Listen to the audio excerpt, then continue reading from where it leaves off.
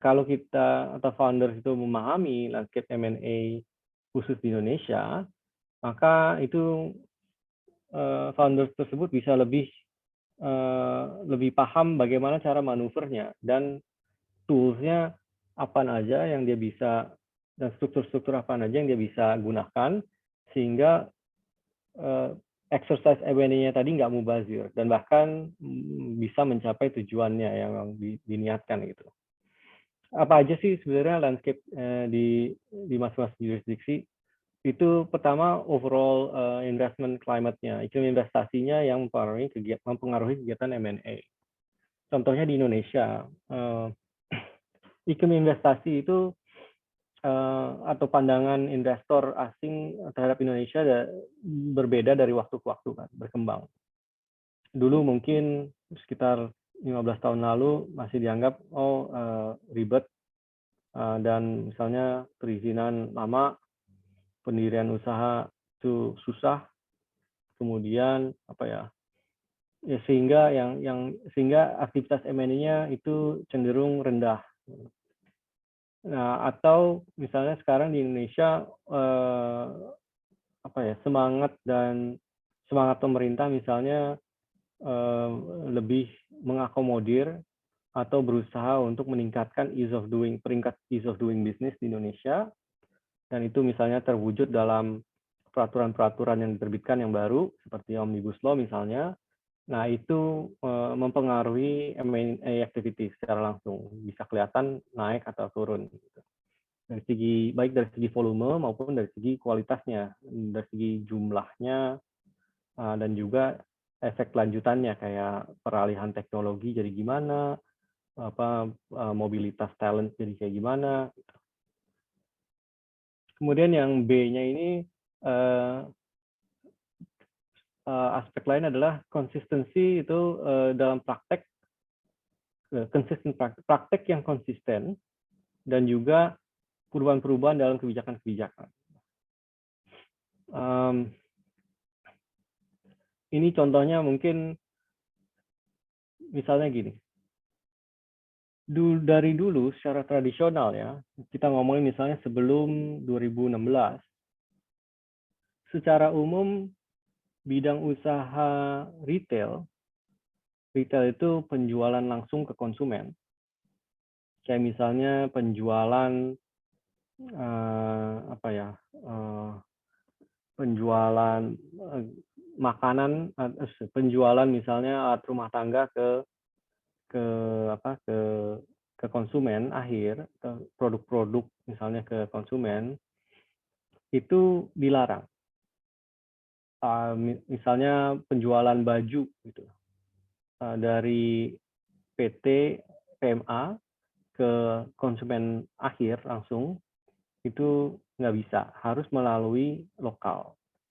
Jadi tutup untuk asing kecuali dia area penjualannya, area komersilnya itu kalau nggak salah 2000 meter persegi. Contohnya itu kayak toko baju di mall lah. Gitu.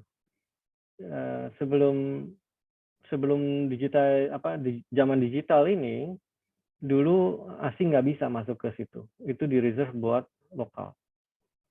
Nah, kemudian 2016 ke atas itu berkembang e-commerce kan, di mana perusahaan-perusahaan yang mungkin sama tidak perlu lagi atau metode penjualannya tidak harus dengan toko fisik, sehingga dia bisa menjual barangnya dia sendiri secara online.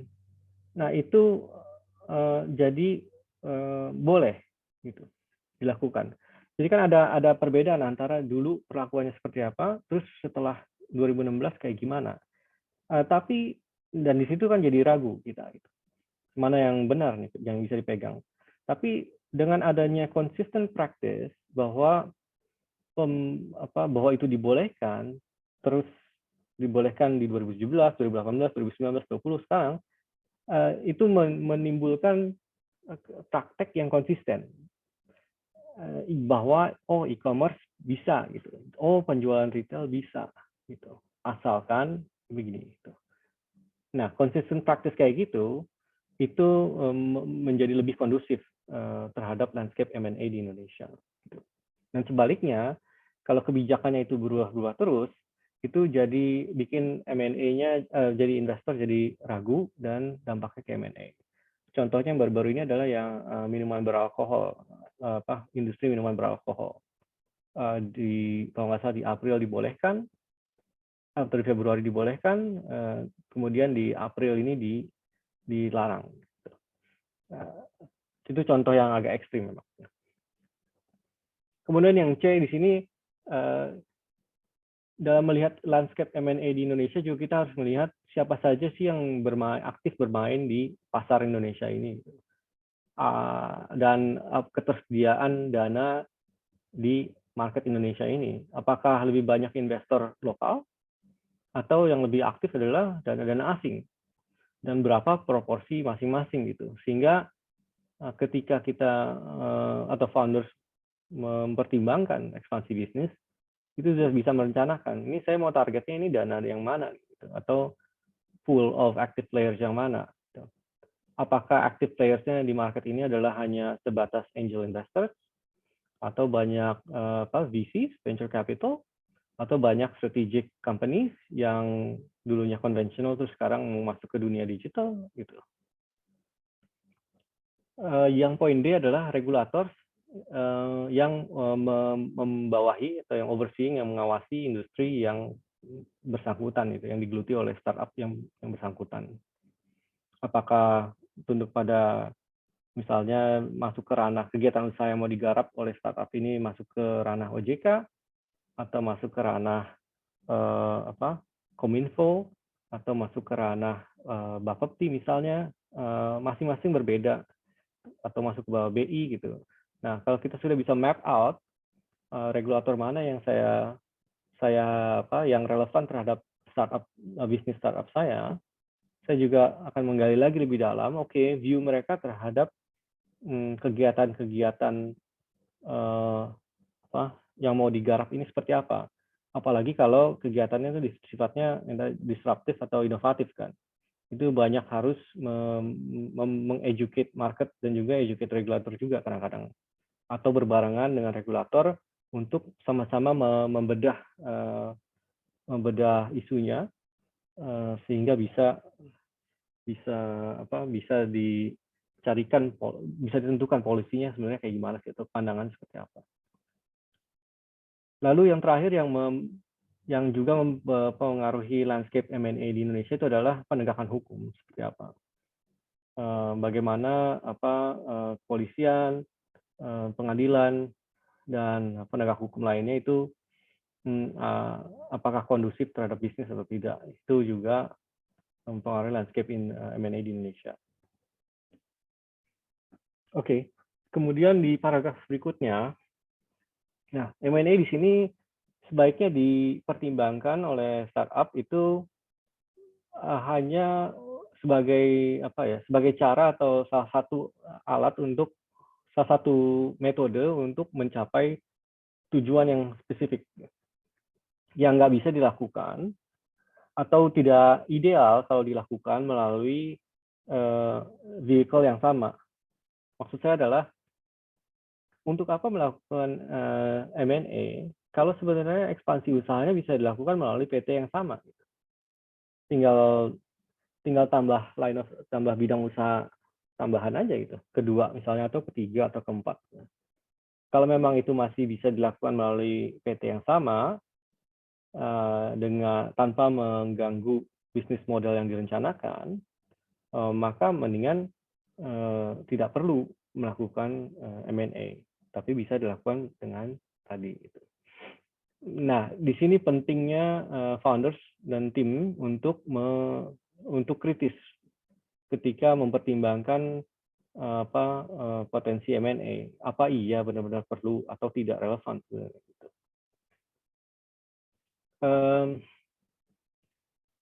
Nah, saya tadi yang bullet point pertama saya sudah saya jelaskan. M&A yang pertimbangan kedua, yang bullet point kedua itu adalah M&A itu cenderung agak costly ya, agak nggak murah untuk melakukan M&A karena banyak banyak pertimbangan dan banyak juga artis yang sebaiknya didapat sebelum melakukan transaksi M&A. Karena kalau enggak bisa jadi nanti boncos, nanti lebih banyak tanggung jawabnya atau hutangnya atau liability-nya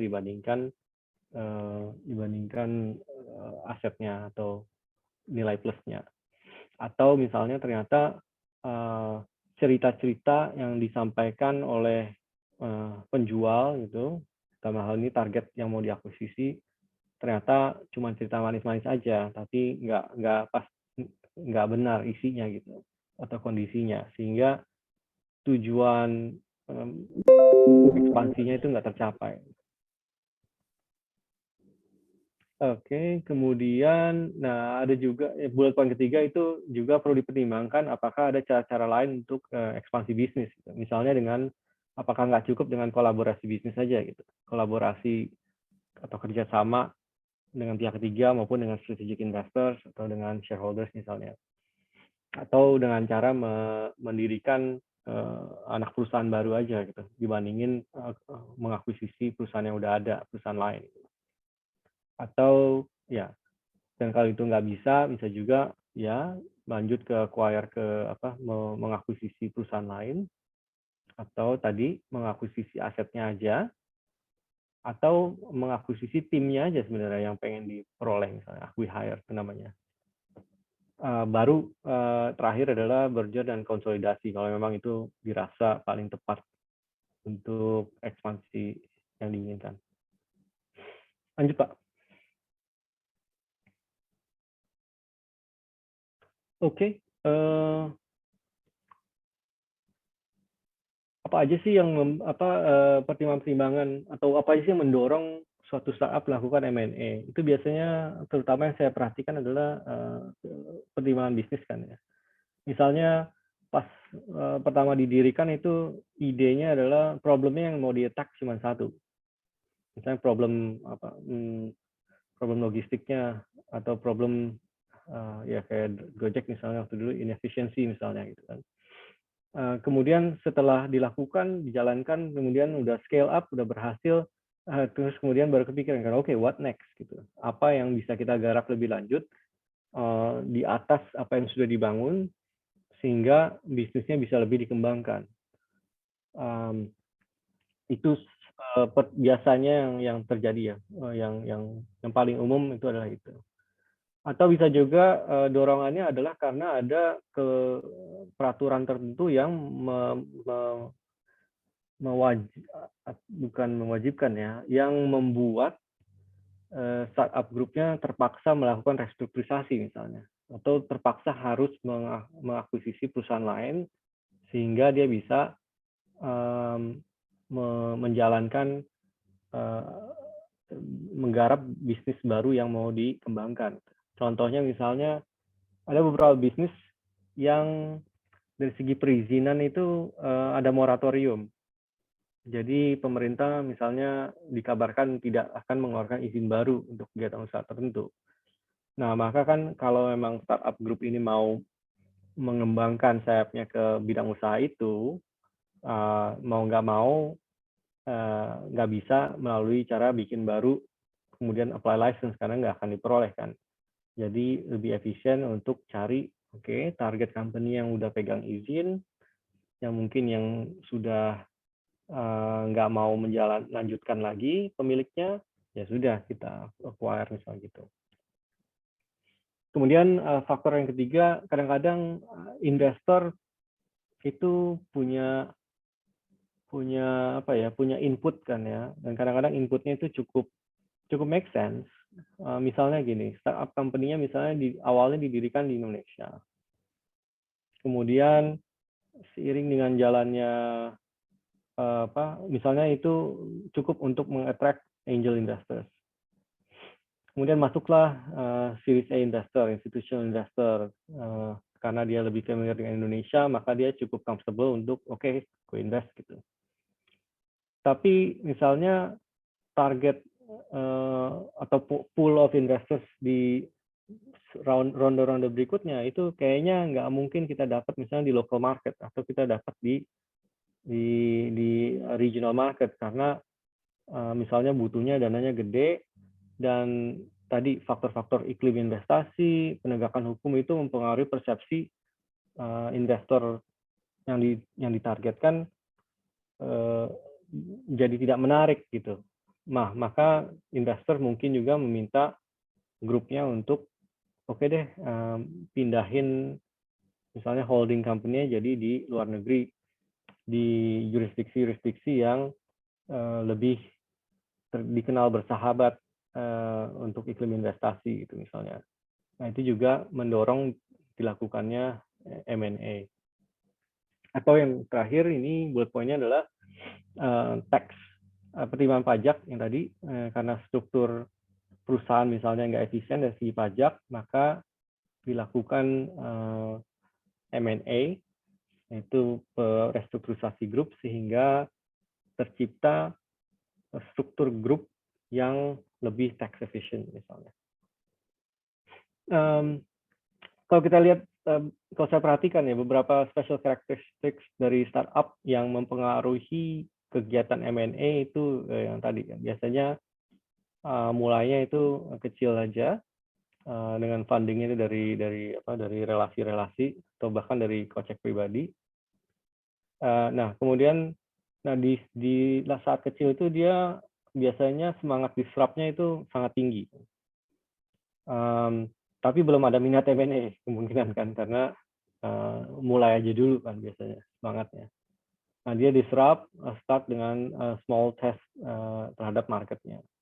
Tapi DNA satu startup itu di bidang tech ya, biasanya itu memang dia driven for growth, for high growth. Jadi dia selalu nafsu untuk high growth. Karena kalau enggak, dia jadi tidak menarik bagi atau jadi kurang menarik bagi investor. Dan metode pengembangan bisnisnya adalah melalui funding kan. Cash runway-nya juga itu biasanya cepat, nggak lama-lama, kecuali memang bisnis modelnya yang profitable dari awal. Itu salah satu, itu yang faktor ketiganya ya. Dia funded untuk rapid growth. Dia memang punya by nature dia karena modelnya adalah tadi attract investors untuk funding. Dan untuk melakukan funding itu, investors itu sangat mengharapkan terjadinya rapid growth. Gitu. Jadi dana yang sudah ditanamkan jangan sampai diemin aja. Gitu. Nah, bagaimana cara mengembangkannya? Ya pasti harus berpikir lebih agresif jadinya founders.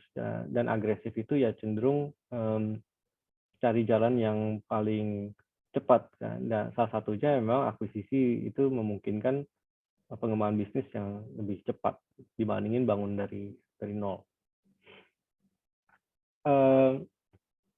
Karakteristik yang keempat yaitu adalah semua punya founders itu mungkin founders dan investorsnya itu punya tujuan yang pengen dicapai, yaitu liquidity event kan, yaitu adalah di mana value-nya sudah dinaikkan sedemikian rupa mencapai target yang diinginkan dan semuanya bisa cairkan atau exit gitu kan, baik itu IPO maupun yang tadi dijual ke pihak ketiga. Jadi jarang startup itu dibangun dengan harapan bahwa founders itu stay selamanya di company itu. Saya rasa nggak ada founder yang mau itu juga gitu. Dan investors nggak mau stay selamanya biasanya. Karakteristik yang terakhir tuh hiring talented people and offering strong incentive ya melalui option. Lanjut dulu. Takutnya waktunya mepet ya. Slide berikut. Nah, ini proses akuisisi itu seperti apa sih yang umum terjadi? Ini secara singkat aja ya. Di yang paling kiri atas itu biasanya pertemuan kan antara startup yang bersangkutan dengan target company yang mau diakuisisi. Kemudian di panah pertama itu ke kotak kedua itu dibuatlah perjanjian awal, biasanya sebutannya term sheet atau MOU atau letter of interest gitu lah. Isinya apa sih? Isinya adalah memuat kerangka acuan mengenai ketentuan-ketentuan komersil apa aja yang atau ketentuan pokok apa aja, supaya nanti ketika masuk ke tahap-tahap berikutnya itu masing-masing nggak terlalu berubah pikiran. Ini sifatnya biasanya nggak mengikat, tapi cukup tadi sebagai gentleman's agreement lah, atau sebagai apa? Sebagai untuk membantu yang tadi supaya tidak berubah-berubah. Karena kalau berubah-berubah kan mubazir gitu. Kemudian setelah itu kotak ketiga dilakukanlah due diligence, itu pemeriksaan uji tuntas oleh startup yang bersangkutan terhadap target company-nya. Pemeriksaannya dari segi legalitas, dari segi keuangan, dan dari segi pajak biasanya. Kemudian kalau pemeriksaan hasilnya itu sudah relatif oke, dan arti nggak ada yang deal breaker yang mengharuskan buyer pembeli untuk kabur atau untuk membatalkan dealnya, maka masuklah. Karena kan setelah diperiksa kan baru ketahuan, oh isi perutnya kayak gini, oh kepemilikan sahamnya kayak gini, oh ada anak perusahaan kayak gini misalnya. Oh, izinnya kayak gini. Dari situ baru kan diketahui apa saja yang perlu diperbaiki, apa aja yang nggak perlu diperbaiki, dan apakah berapa nilainya kalau kita lanjut gitu. Apakah ada perubahan, pengurangan atau enggak. Dari situ lanjut ke yang itu, masuklah ke structuring, menstrukturkan bagaimana melakukan akuisisinya supaya efisien dari segi waktu dan dari segi biaya. Lalu kalau udah structuring-nya fix, disepakati secara verbal biasanya, baru masuk ke negosiasi perjanjian transaksinya sampai ke penandatanganan. Nah, tadi kan setelah penandatangan, seperti saya tadi bilang, mungkin aja ada beberapa syarat-syarat yang harus dipenuhi sebelum bisa dituntaskan transaksinya. Misalnya harus memperoleh persetujuan dari regulator. Atau misalnya, dari hasil due diligence-nya ternyata ini ada kewajiban pajak nih yang harus diselesaikan dulu nih, misalnya sebelum kita ambil alih perusahaannya. Hal-hal yang kayak itu dilakukan di box yang ke-6, yaitu pemenuhan syarat-syarat. Baru kalau semuanya sudah terpenuhi, baru kita selesaikan transaksinya di box terakhir yang closing. Lanjut slide-nya. Oke, 2 slide terakhir ini adalah best practices dan pitfalls-nya. Untuk best practices ini mungkin nanti bisa lebih konkret kalau misalnya kita melalui tanya jawab kali ya. Tapi sedikit panduannya adalah mengenai best practice-nya itu adalah M&A akan lebih baik kalau founders atau company bisa jernih dalam memikirkan dan mengkomunikasikan apa sih tujuan dari dilakukan akuisisi ini. Gitu. Jadi di-identify dan dipahami apa sebenarnya tujuannya yang mau dicapai. Kemudian kalau sudah jelas apa tujuannya, approach-nya, pendekatannya itu harus disesuaikan dengan konteksnya. Jangan sampai misalnya ya, kita mau mengakuisisi perusahaan yang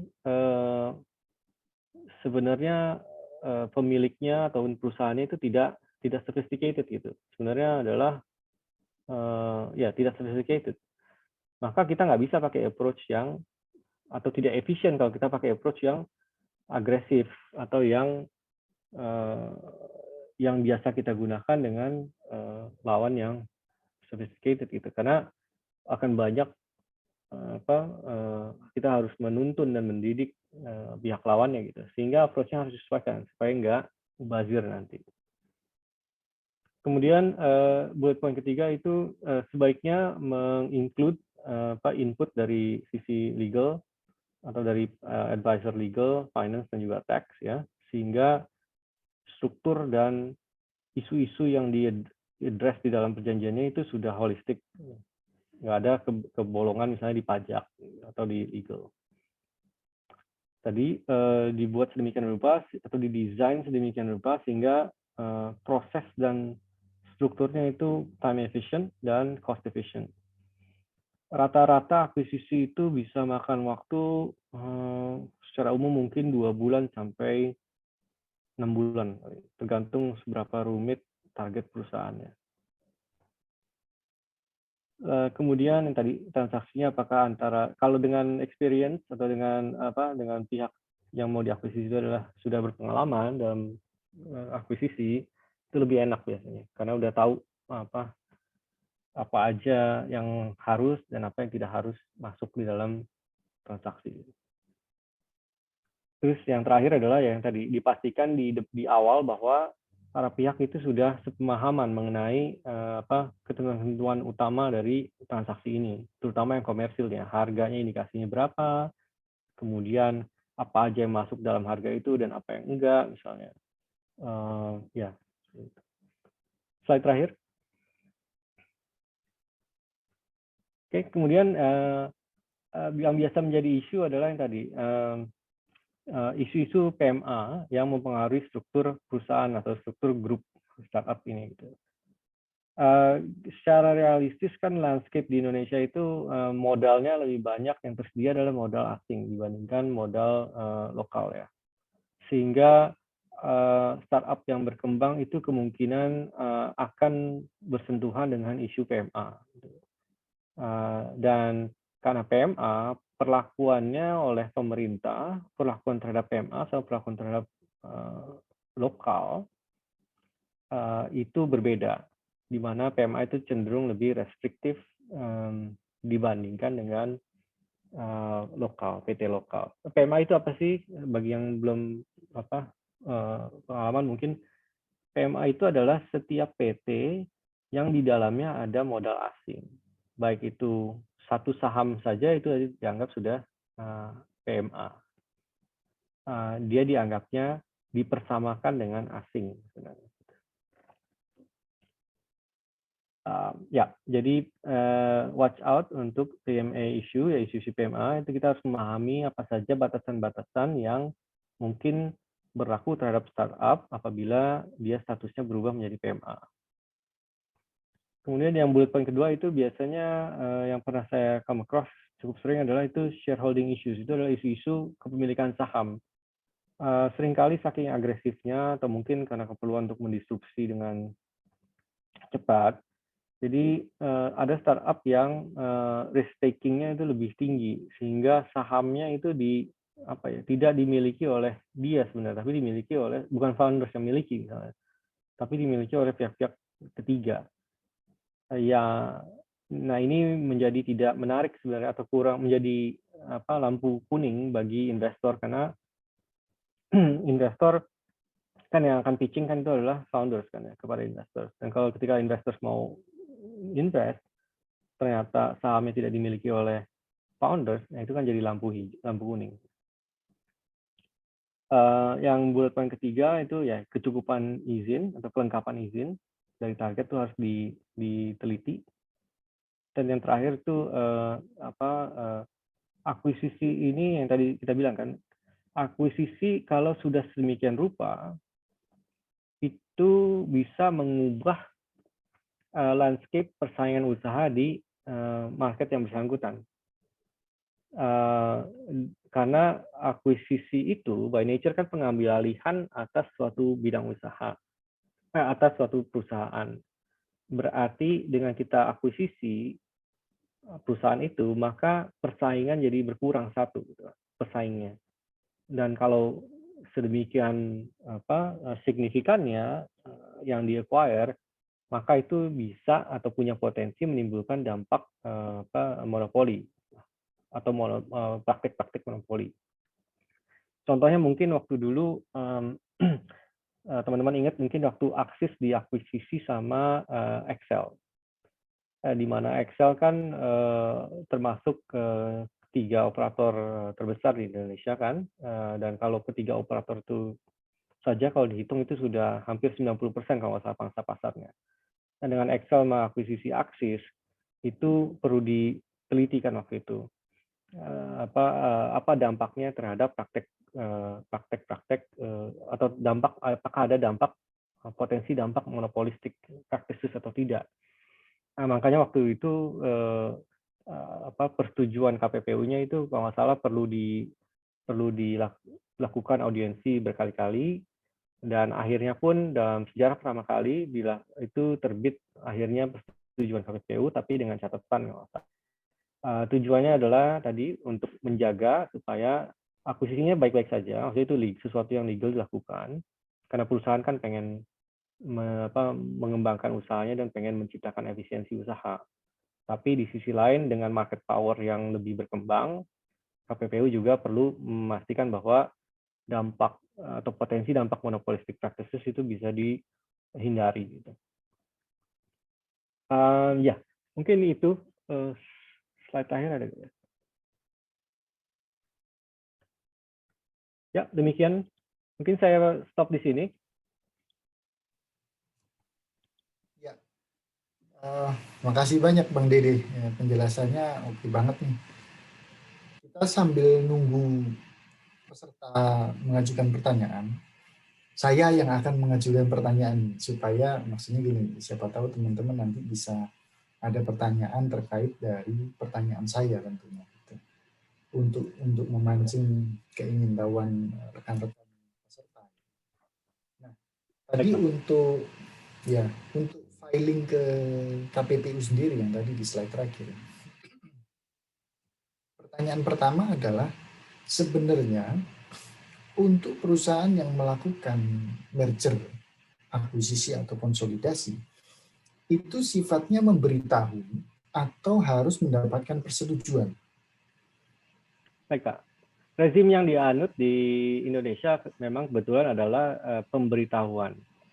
Dan itu dilakukannya adalah pasca transaksi selesai. Gitu.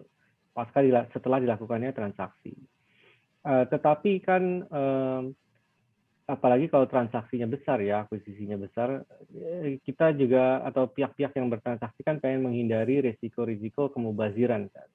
Jangan sampai itu sudah dilakukan, kemudian ada keberatan dari sisi KPPU-nya atau ada misalnya ada temuan atau ada pandangan bahwa ini akan mengakibatkan kegiatan yang dilarang misalnya. Nah, bahkan dampaknya kan lebih besar, termasuk secara reputasi juga. Sehingga meskipun rezimnya adalah pemberitahuan setelah transaksi, KPPU tetap membuka jalan atau peluang bagi para pihak yang bertransaksi untuk mengkonsultasikan sebelum dijalankan transaksinya. Gitu. Itu lumayan, apalagi kalau transaksinya besar ya. Mungkin kalau startup di early stage mungkin belum sampai ke situ, tapi kalau sudah sedemikian berkembangnya, itu cara yang cukup bagus untuk konsultasikan dulu sebelum dijalankan. Oke, berarti untuk sebenarnya rezimnya adalah notifikasi. Dan notifikasi itu dilakukan maksimal 30 hari setelah secara hukum merger, akuisisi atau konsolidasinya itu secara hukum berlaku. Betul, 30 hari dari situ maksimal kita harus kasih tahu. Kita notifikasi ke KPPU. Nah, untuk menghindari daripada nanti aku notifikasi, terus tiba-tiba, ini kamu nggak boleh nih. Nah, pertanyaan pertama adalah, apa yang bisa membuat KPPU menyatakan bahwa itu nggak boleh? Gitu. Apakah terkait dengan market share? Apakah terkait dengan kemungkinan persaingan usaha tidak sehat lainnya? Terus kemudian, kalau misalnya KPPU mengeluarkan pendapat, dia bukan pendapat ya, kalau KPPU sifatnya rekomendasi.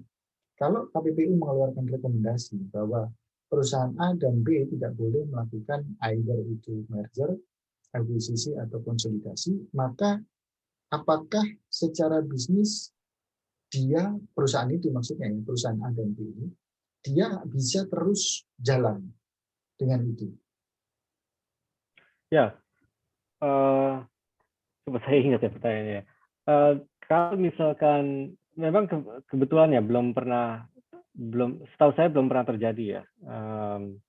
Makanya untuk transaksi-transaksi yang besar atau yang sebenarnya gini, KPPU itu kan